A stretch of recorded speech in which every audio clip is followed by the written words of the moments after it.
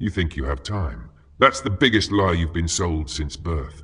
Every commercial, every promise, every polite smile tells you there's tomorrow. Tomorrow to start living, tomorrow to apologize, tomorrow to love, tomorrow to rebel. But tomorrow doesn't exist. It's a hallucination stitched into your skull so you don't scream when you realize how fast you're vanishing. Look around. Every face you see is decomposing right now, including yours. You are dying at this very second. Not metaphorically, biologically. The cells that carried you yesterday are dust today, and the clock is shredding you into nothing. Yet you scroll, you delay, you bargain with the illusion of infinite tomorrows as if the Grim Reaper respects calendars. He doesn't. Death doesn't check your to-do list, it interrupts. Nietzsche once said that man is a rope stretched between the beast and the overman, a rope over an abyss. But most of you lie down on that rope, thinking it's a hammock. You forget that the abyss waits whether you crawl, sprint, or lounge. You forget that the rope frays with every breath. How much of your life have you already bartered away in cheap distractions? How many hours have been murdered, not by tragedy, but by your own cowardice of living? If you were told you had only 1 week left, would you live differently? Of course you would. You'd burn through fear like gasoline. You'd confess the truths you swallowed. You'd kiss like a starving man eats. But here's the grotesque irony. You already have only 1 week, 1 day, 1 hour left. You just don't know when. You think you're immortal because the world doesn't shove coffins in your face every morning, and so you delay. You delay until delay itself becomes your identity. This isn't motivation, this is a warning. Your life is not a rehearsal. It is the performance, and the curtain is already falling. Every breath is a theft from death, and he will reclaim it. The question is, what will you do before he does? You've been sedated by society into believing that life is a ladder, each rung a milestone: school, job, marriage, house, retirement. But ladders lead nowhere when the wall they're leaned against is an abyss. You climb, sweating and shaking, clinging to promotions, possessions, and validations, only to discover that the top is just a ledge overlooking the same void you refuse to face at the bottom. You've mistaken busyness for purpose, motion for meaning. That's capitalism's finest trick, convincing you that if you just grind hard enough, salvation waits in a pension plan. But salvation doesn't exist in a spreadsheet. It doesn't matter how many hours you sell to a system that sees you as replaceable inventory. Death does not give refunds for overtime.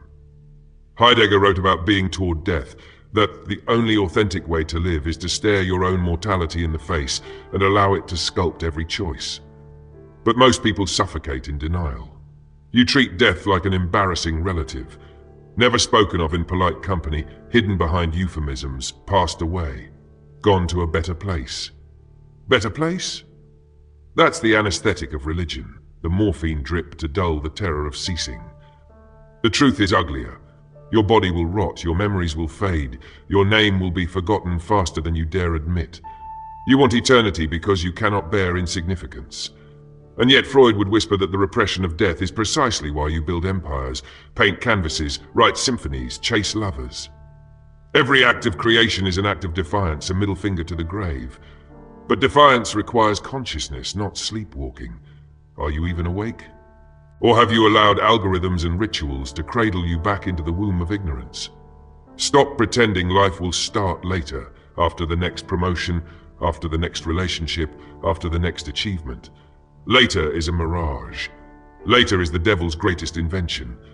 The only time you have is now, and it is already bleeding out of your hands. What have you done with this hour? This breath? And what excuse will you offer when the silence of death asks you why you wasted it? Picture this. You are standing in a courtroom. The judge is time. The jury is death. The charge? Wasting existence. And your defense? I thought I had more. That is the most pathetic plea humanity has ever uttered. You have lived as though the future were guaranteed, as if death were a negotiable contract. But there is no negotiation. You are handed a single ticket into this circus, and you've spent most of the show staring at the ground. Camus called life absurd. We hunger for meaning, yet the universe offers us silence. That silence terrifies you, so you drown it in noise, television, gossip, mindless scrolling. But the silence never leaves. It waits at night when you can't sleep, whispering that nothing you build will last. You escape, but only for a moment, because the absurd is your shadow. What if instead of fleeing, you embraced it? What if you accepted that the universe doesn't care and decided to rebel anyway, to carve meaning from chaos with your own bloody hands? Jung would say that deep in your psyche lurks the shadow, the part of you that knows how brief and fragile this existence is. You bury it under routines, under polite conversations, under productivity apps, but it leaks out in anxiety, in depression, in that sickening sense that you're running out of time. You are. You always were. The anxiety is not a malfunction, it's the most honest signal your body gives you. But you, like most, ignore it. You believe technology will save you, that the glow of your screen is a candle against the darkness, but your devices don't shield you from death, they distract you into surrender. Every swipe, every pointless argument online is a ritual sacrifice of the hours you'll never retrieve. You call it connection, I call it suicide in installments. So let me ask you, when the moment comes, when you feel your chest tighten and your breath stagger, when you realize you're about to cross the one threshold that cannot be undone, will you look back in pride, or will you tremble at the wasteland of time you traded for convenience and fear? Think of the cemetery you pass without looking. Every stone is a ledger of squandered time. Some names belong to dreamers who never dared. Some to workers who gave their entire existence to corporations that forgot them the day they were buried. Some to believers who gambled on eternity and never lived fully in the only eternity they truly had, the present. And one day, your name will be carved there too. Do you want your epitaph to be a list of titles or a scream carved in silence? I lived. Schopenhauer once said, life swings like a pendulum between pain and boredom. Look at yourself.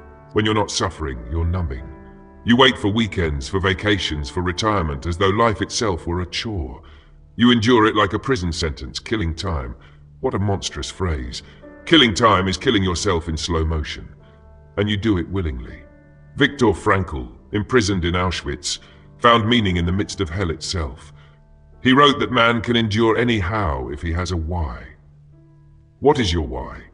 Is it to collect digits in a bank account? To post curated photos so strangers pretend to envy you?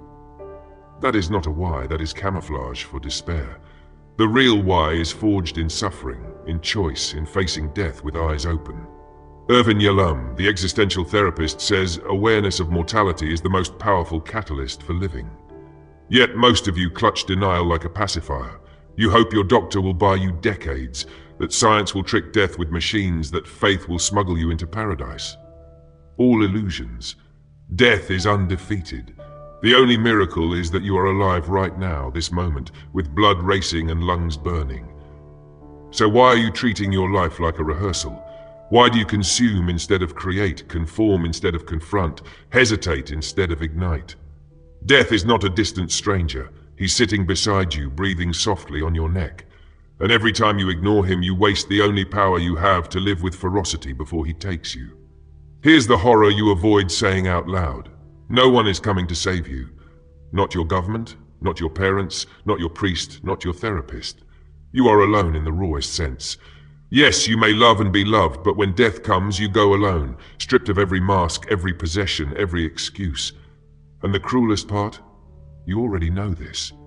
It lives in the marrow of your bones, but you bury it under distractions, because if you faced it, you'd be forced to change. Religion promises you eternity. Capitalism promises you comfort. Technology promises you distraction. Also, you never confront the void head-on. But Nietzsche warned, if you stare into the abyss also stares into you. That stare is unbearable, yes, but it is also liberating. Because when you finally accept that your time is finite, that everything you cling to will vanish, suddenly the illusions lose their grip. Suddenly the power of radical freedom is in your hands. Freedom terrifies you. That's why you prefer chains, the chain of routine, the chain of identity. The chain of being a good citizen who follows the rules, works the job, pays the bills, waits for a retirement that often never comes. But chains are comfortable only because you've mistaken captivity for safety. The moment you break them, you will taste something you've forgotten, the raw, violent flavor of being alive. Ask yourself, if you weren't afraid of death, what would you do differently? Would you waste years in meetings that drain your soul? Would you stay in a relationship that suffocates you? Would you scroll past the passions burning in your heart because they don't fit the template society gave you? If death were standing at your door tonight, would you still live today as you did yesterday? The tragedy is that most people wait for diagnosis, for loss, for disaster to finally wake up. They wait until it's too late. You don't need to. You can rebel now. But rebellion begins with a confession. Admit that you are mortal. Admit that the countdown is already happening. And admit that every second you delay is an act of self-betrayal. Imagine your life as an hourglass. The sand is falling whether you watch it or not. Some grains are your childhood, already buried at the bottom. Others are friendships dissolved, opportunities abandoned, nights wasted in distraction. And here's the cruel twist. You can't flip the glass. You can't climb back into the past. The sand that remains is all you have, and you don't know how much is left. It could be decades, it could be minutes. But you live as though the glass is infinite, as though death will politely wait for you to finish your checklist. This is why most lives are tragedies disguised as routines. You plan for the future like an accountant tallying imaginary profits, but your present is bankrupt. You accumulate, accumulate, accumulate. Money, things, followers, achievements. But when death pulls the plug, the whole tower collapses into nothing. Tell me, what does your resume mean to the worms? What do your bank statements mean to the dirt? Camus spoke of Sisyphus, condemned to push his boulder endlessly uphill. He said we must imagine Sisyphus happy, because the absurdity of existence can only be endured by embracing it. But you are not even Sisyphus. At least he pushes his rock consciously. You push yours half asleep, dreaming of weekends, praying for salvation, counting down to vacations, waiting for someone to tell you it all mattered. You refuse to accept the absurd, so the absurd devours you. And here's the paradox. The very terror of death, the absurdity of life, the insignificance of your existence, that is your liberation. Because once you see that nothing is guaranteed, nothing is permanent, you can finally live without chains. You can create without asking permission, love without fear of loss, act without waiting for certainty. Death makes you free, but only if you stop denying him. So I'll ask you again, if your hourglass were down to its last handful of grains, would you live as you do now? Or would you finally break the script and live as if every breath were a revolution? Let me strip away the last illusion. You will not be remembered, not really. In 100 years, your name will be a ghost on a forgotten file, maybe a fading photograph in some attic, maybe not even that. Whole empires have collapsed into dust, their kings erased from memory. Do you think you will do better? Even your children's children will barely whisper your name before it disappears, and yet you live as though the point of existence were to leave a mark. You hoard possessions, chase status, sculpt an image you hope will outlive you. It won't. You are not immortal. You are compost waiting to happen. But here's the heresy. That truth is not despair, it's liberation. If nothing you build will survive, then you are free from the burden of legacy. You don't have to live for statues or history books. You can live for the raw electricity of the moment. For the kiss that sets your soul on fire, for the art that no one may ever see, for the courage of saying what everyone else is too afraid to say. If you are already destined for oblivion, why not live shamelessly? Jung warned that the unlived life festers in the psyche like rot. You think your depression comes from failure, from rejection, from bad luck. But maybe it comes from something simpler. The knowledge that you have betrayed yourself, that the life you could have lived is still screaming in your chest, chained and ignored. That scream will haunt you more fiercely than death itself. So let me ask, what have you silenced? What secret vision have you buried under respectability and fear? What would it take for you to dig it out, to burn the mask, to live the unlived life before death erases the chance forever? You don't need more time. You need the courage to annihilate the life you settled for and awaken into the life that actually belongs to you. Death is not your enemy. Wasted existence is. Look closely at the world you inhabit. Endless productivity seminars, gurus screaming about hustle, technologies that devour your attention, religions that pacify your terror. All of it conspires to keep you asleep. Why? Because an awake human being is dangerous. An awake human being does not buy endlessly, does not obey blindly, does not cling to false hopes. An awake human being laughs in the face of power because they know every authority, every system, every empire will also rot. When you realize how short life is, obedience becomes absurd. Nietzsche's call was to become who you are, to burn away the borrowed values, the inherited morality, the chains of tradition. But you have chosen convenience over becoming. You have chosen the comfort of being told what to do, what to think, what to desire. And now look at you, exhausted, distracted, secretly miserable. Do you understand why? Because you've been drugging yourself with illusions instead of drinking the bitter truth that life has no guarantees, no ultimate justice, no cosmic scoreboard. You must carve meaning with your own trembling hands or live as cattle until slaughter. Heidegger wrote that only when we confront death authentically can we live authentically. That means looking it in the face without flinching, without hiding behind dogmas or dreams. It means feeling the weight of the nothingness pressing against your skin and saying, yes, I am mortal. Yes, I will vanish, and precisely because of that, I will live ferociously. But most of you want sedation, not awakening. You want comfort, not confrontation. You'd rather drift through a life anesthetized than risk the violence of waking up. And so you remain trapped, half dead before death even touches you. That is the real tragedy. Not that you will die, but that you are already dead, embalmed in routine, embalmed in fear. So let me ask you directly, are you ready to stop embalming yourself while still breathing? Are you ready to break the machine that devours your days? Or will you continue to be a ghost in advance, waiting politely for your grave?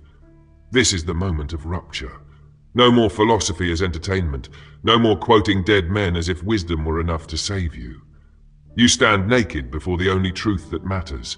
You are running out of time. Every excuse you've whispered is ash. Every delay is treason against your own existence. Death is not coming. Death is already here, stripping you grain by grain, heartbeat by heartbeat. The question is not whether you will die, but whether you will ever live before you do. Stop waiting for permission. Stop bargaining with routines that strangle you. Stop pretending tomorrow is guaranteed. If you are insignificant in the grand machinery of the cosmos, then you are free to be reckless with your soul. You are free to abandon the scripts, free to defy the expectations, free to ignite. Radical freedom means nothing shields you, so nothing binds you either. Every breath can be rebellion.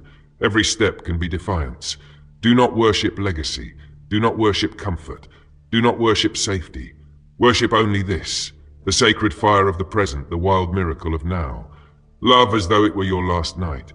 Create as though your canvas will burn tomorrow. Speak as though silence will never forgive you. Live with such intensity that when death comes it finds you ablaze, not asleep. Because here's the ultimate scandal. Life is not too short. Life is exactly long enough if you stop wasting it. You do not need more years. You need more presence. You need the courage to rupture your complacency and step into the inferno of existence fully awake. So wake up. Tear off the mask, burn the script, rebel against death by living so fiercely that even oblivion trembles when it swallows you. You have no time, and that is your greatest gift.